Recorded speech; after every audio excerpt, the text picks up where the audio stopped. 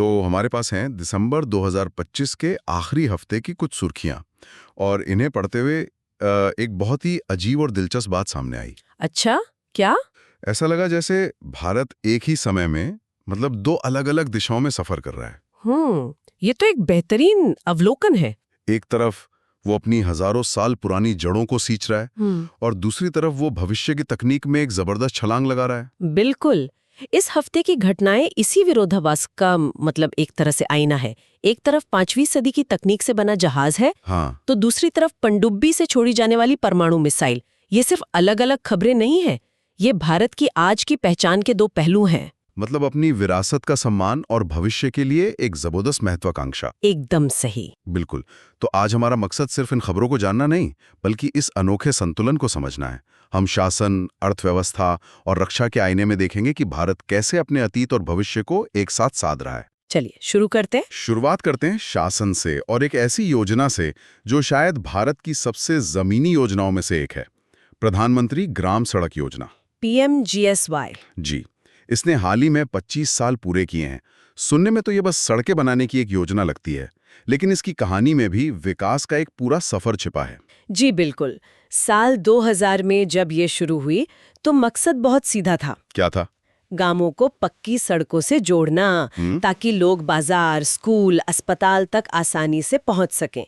लेकिन वक्त के साथ इसका दायरा और गहरा होता गया। अच्छा, जैसे 2013 में मौजूदा सड़कों को और बेहतर बनाया गया। हाँ। और फिर 2019 में फोकस ग्रामीण बाजारों और स्कूलों तक सीधी कनेक्टिविटी पर आ गया। यहाँ पर एक बात मुझे बहुत दिलचस्प लगी। 2016 में खास तौर पर लेफ्ट विंग एक्सट्रीमिज्म यानी LWE से प्रभावित इलाकों के लिए एक अलग प्रोजेक्ट शुरू किया गया। हाँ, ये तो सिर्फ सड़क बनाना नहीं हुआ, ये तो राष्ट्रीय सुरक्षा की एक रणनीति बन गई। आपने बिल्कुल सही पकड़ा। ये दिखाता है कि कैसे विकास का एक बुनियादी औजार मतलब एक सड़क सुरक्षा की रणनीति का हिस्सा बन सकती है। जब आप 9 राज्यों के 44 नक्सल प्रभावित जिलों में सड़कें बनाते हैं, तो आप सिर्फ गांव नहीं जोड़ते, आप वहां सुरक्षा बलों की पहुंच आसान करते हैं, प्रशासन को लोगों तक पहुंचाते हैं और उन इलाकों को देश की मुख्य धारा से जोड़ते हैं जहां अलगाववाद पनपता है। जी, ये दिखाता है कि गवर्नेंस अब समस्याओं को अलग-अलग नहीं बल्कि एक साथ जोड़कर देख रही है। और इसी जोड़कर देखने वाली सोच का एक और उदाहरण है प्रगति प्लेटफॉर्म, जिसकी हाल ही में 50वीं बैठक हुई। प्रगति, इसका पूरा नाम भी काफी दिलचस्प है, proactive governance and timely implementation. मुझे प्रोएक्टिव शब्द बहुत दमदार है, क्योंकि ये पारंपरिक सरकारी काम करने के तरीके को मतलब पूरी तरह से बदल देता है।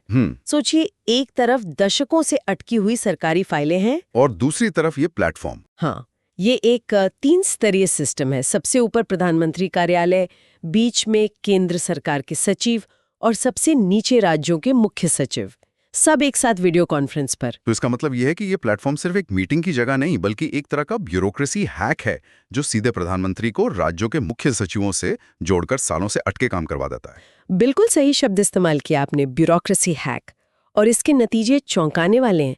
जिन 3162 बड़े मुद्दों की पहचान हुई, उनमें से लगभग 94% सुलझा लिए गए। अरे वाह! ये वो प्रोजेक्ट्स थे जो लाल फीताशाही में कहीं खो गए थे। प्रगति ने टेक्नोलॉजी का इस्तेमाल करके उस पुरानी धीमी व्यवस्था को बाईपास कर दिया। शासन में एक और खबर है जो इसी सबको जोड़ने की भावना को आगे बढ़ाती है। कौन सी? भारत का संविधान अब संथाली भाषा में ओलची की लिपि में उपलब्ध है।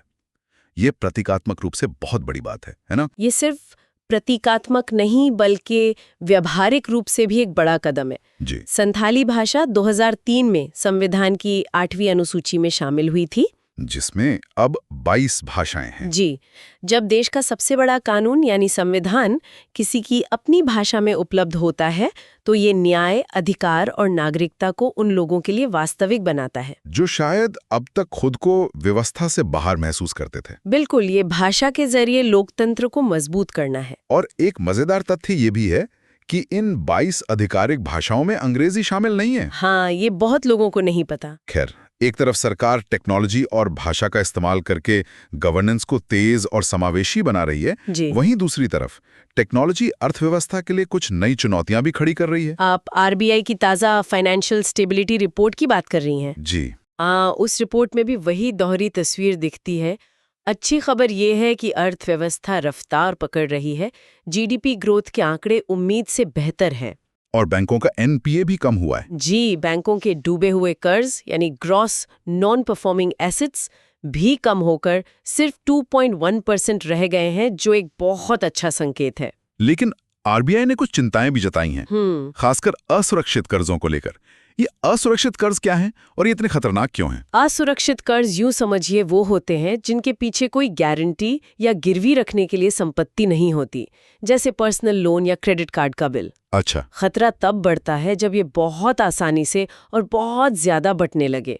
रिपोर्ट के मुताबिक खासकर फिनटेक कंपनियां जो बाय नाउ पे लेटर जैसी स्कीमें देती हैं, हाँ, वो तो बहुत चल रही हैं आजकल। उनके 70 से ज्यादा लोन असुरक्षित हैं।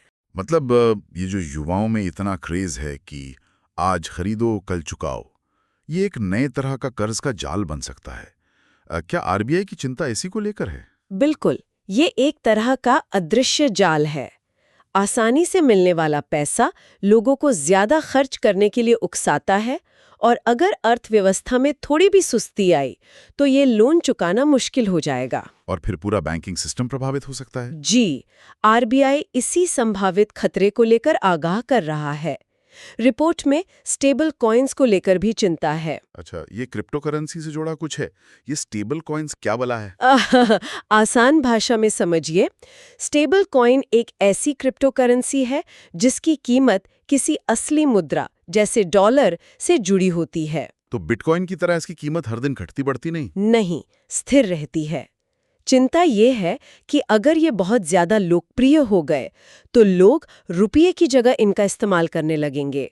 इससे देश की मौद्रिक नीति पर मतलब आरबीआई का नियंत्रण कमजोर हो सकता है। यानी देश की आर्थिक संप्रभुता को चुनौती मिल सकती है। एकदम। तो एक तरफ घरेलू अर्थव्यवस्था में नई टेक्नोलॉजी से पैदा हुए जोखिम हैं और दूसरी तरफ वैश्विक अर्थव्यवस्था से भी एक चुनौती आ रही है, कार्बन बॉर्डर एडजस्टमेंट मैकेनिज्म यानी सीबैम। सीबैम, ये सुनने में बहुत जटिल लगता है। इसे एक सरल उदाहरण से समझते हैं। सीबैम को आप एक तरह का पर्यावरण वीजा समझ सकते हैं। पर्यावरण वीजा? हाँ, ये यूरोपीय संघ का एक नया कार्बन टैक्स है।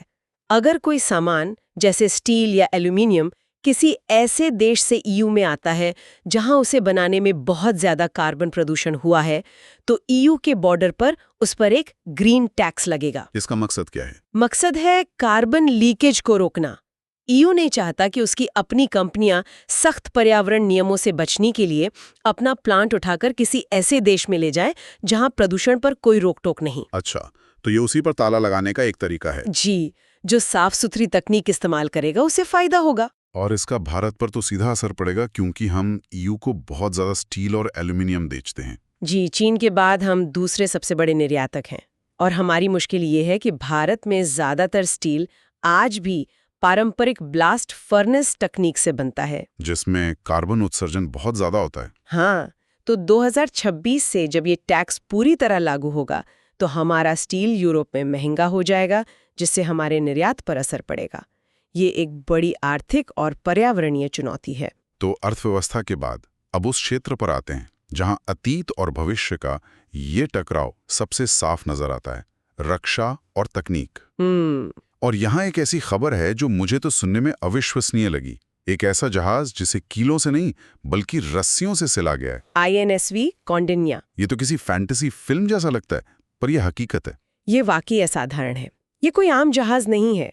इसे बनाने की प्रेरणा वो अजंता की गुफाओं में मिली 5वीं सदी की पेंटिंग से ली गई है। अच्छा। उन पेंटिंग्स में जैसे जहाज दिखाए गए थे, ठीक वैसे ही इसे लकड़ी के तख्तों को आपस में सिलकर बनाया गया है। ये भारत की प्राचीन समुद्री इंजीनियरिंग का एक जीता जागता सबूत है। और ये सिर्फ एक म्यूजियम में रखने वाली चीज नहीं है। ये गुजरात से ओमान की अपनी पहली विदेशी यात्रा पर निकला है। इसका मकसद क्या है? क्या हम दुनिया को ये दिखाना चाहते हैं कि हम ऐसे जहाज बना सकते थे? इसका मकसद इससे कहीं ज्यादा गहरा है। ये संस्कृति मंत्रालय, भारतीय नौसेना और होडी इनोवेशन का एक संयुक्त प्रोजेक्ट है। अच्छा। इसका लक्ष्य भारत की उन भूली बिसरी स्वदेशी ज्ञान प्रणालियों को फिर से खोजना और पुनर्जीवित करना है। ये सिर्फ एक जहाज नहीं, ये इस बात का प्रतीक है कि भारत के पास हजारों साल पुरानी उन्नत तकनीक थी। और ओमान की यात्रा? वो भारत और अरब देशों के बीच के प्राचीन समुद्री रिश्तों को भी एक सलामी है। ये अद्भुत है।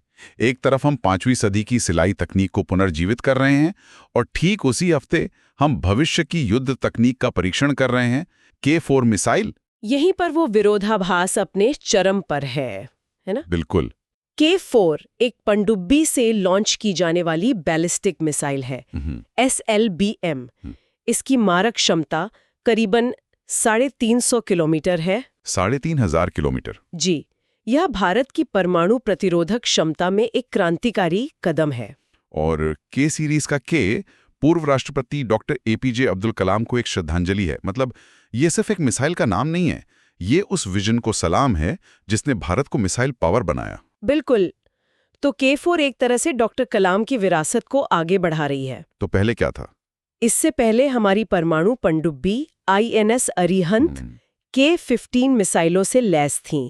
इनकी रेंज सिर्फ 750 किलोमीटर थी। बस, तो मतलब हम अपने तट के पास से ही हमला कर सकते थे। हाँ, लेकिन 350 किलोमीटर की रेंज वाली K4 के साथ हमारी पनडुब्बियां हिंद महासागर में कहीं गहरे पानी में छिपकर भी दुश्मन के बड़े ठिकानों को निशाना बना सकती हैं। ये हमें जमीन, हवा और अब पानी के नीचे से परमाणु हमला करने की विश्वसनीय क्षमता देता है, जिसे न्यूक्लियर ट्रायड कहते हैं। और इसी हफ्ते रक्षा में 2 और बड़े नाम चर्चा में रहे, प्रलय और INS वाकशीर। इन्हें भी इसी बड़ी तस्वीर में रखकर देखना होगा। हाँ, ये सब मिलकर भारत की सामरिक गहराई को बढ़ाते हैं।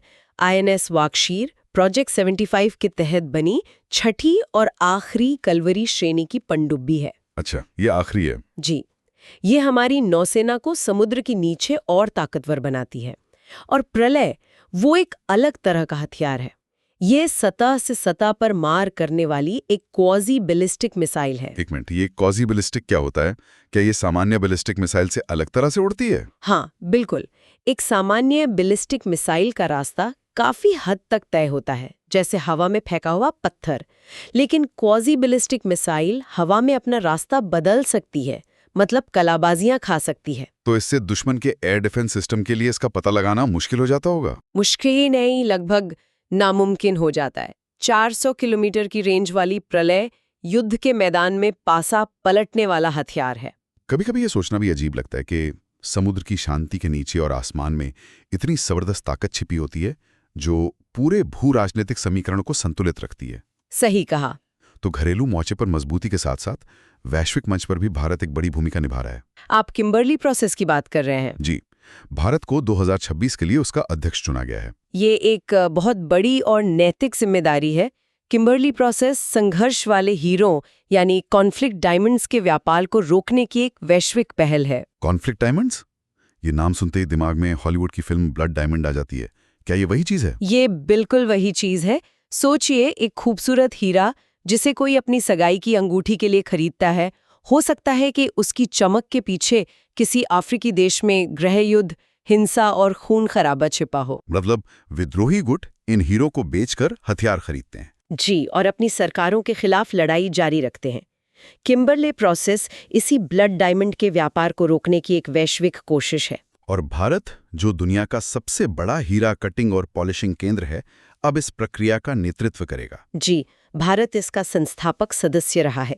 अध्यक्ष के रूप में भारत ये सुनिश्चित करेगा कि इस सर्टिफिकेशन स्कीम का सख्ती से पालन हो, ताकि बाजार में केवल वही हीरे आएं जो संघर्ष मुक्त क्षेत्रों से हो। ये एक व्यापारिक जिम्मेदारी से कहीं ज्यादा एक मानवीय जिम्मेदारी है। बिल्कुल। तो दिसंबर के इस आखिरी हफ्ते ने हमें भारत की एक जटिल लेकिन आकर्षक तस्वीर दिखाई है। एक तरफ गांवों को जोड़ने वाली सड़कें हैं, तो दूसरी तरफ दुश्मन को डराने वाली मिसाइलें। एक तरफ अपनी भाषा में संविधान है, तो दूसरी तरफ वैश्विक कार्बन टैक्स की चुनौती। हाँ, एक तरफ हजारों साल पुरानी नाव बनाने की कला को जिंदा किया जा रहा है, तो दूसरी तरफ ब्लड डायमंड्स जैसी आधुनिक दुनिया की क्रूर समस्या को सुलझाने की जिम्मेदारी ली जा रही है। यह हफ्ता चुनौतियों, अवसरों, विरासत और भविष्य की आकांक्षाओं का एक मिला-जुला प्रतिबिंब था। बिल्कुल। इस पूरी चर्चा के बाद हमारे श्रोताओं के लिए विचार करने के लिए एक सवाल छोड़ जाते हैं। एक तरफ भारत 5वीं सदी के तकनीक से सिला हुआ जहाज बनाकर अपनी प्राचीन समुद्री विरासत को पुनर्जीवित कर रहा है, राइट। और दूसरी तरफ वो K4 जैसी भविष्य की मिसाइल तकनीक विकसित कर रहा है। ये दोहरापन एक साथ अतीत का सम्मान और भविष्य का निर्माण एक राष्ट्र की पहचान और उसके आगे बढ़ने के रास्ते के बारे में क्या बताता है? क्या ये एक विरोधाभास है या यही आज के भारत की सबसे बड़ी ताकत है?